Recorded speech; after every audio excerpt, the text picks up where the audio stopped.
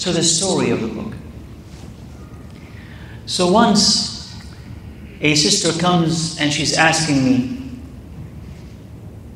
I read the Quran and I find Allah's judgment there. I find the day of judgment. I find hellfire. I find discipline. I find strictness. But where is the love of Allah in the Quran? That is, she is saying and expressing in words and in gestures, I'm craving the love of Allah subhanahu wa ta'ala, but where do I find it in Islam? And in an attempt to explain all of that, and in saying that all the things that she pointed out are important in providing a balance in your relationship with the divine, with Allah subhanahu wa ta'ala, and that you can definitely find Allah's love here and there. At the conclusion of all of that, I felt that if that is a question that someone has, probably a lot of people do. And some people express it in ways that are slightly different, meaning that I've always been taught throughout my life that I need to pray, and being offered the threat of what happens when I don't. Pray or Allah will punish you. Fast or Allah will punish you. Give zakah or Allah will punish you. And though all of these things are right, it's accurate, but is this the only motivation for us to worship Allah subhanahu wa ta'ala? It's definitely a motivation, right? So hellfire is there to do what?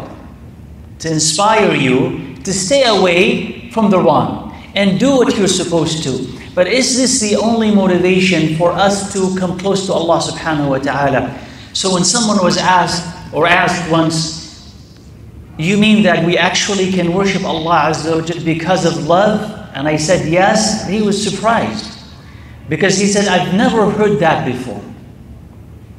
The way that we were taught and the way that our parents taught us was that don't do this because Allah will punish you. Do this, otherwise Allah will punish you. But is there another way that complements this? Not replace it, but complement it. And if you take those youngsters who are growing up in non-Muslim countries, who are being subjected to constant criticism of Islam and constant criticism of religion altogether, meaning religion is all about hate, right? But we're not.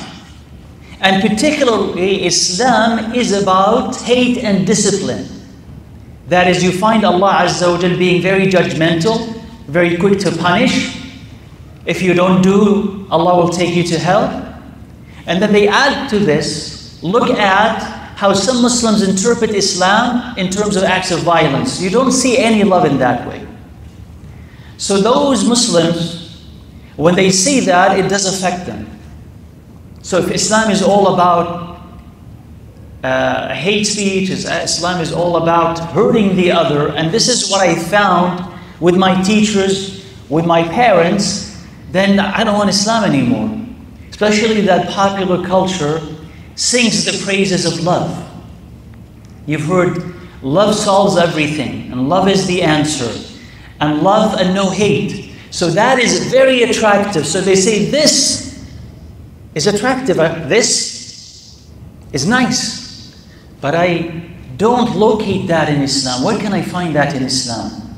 Is it all about being judged if I don't and judged if I do? So that internally, there seems to be a need for us to discuss and understand love in Islam.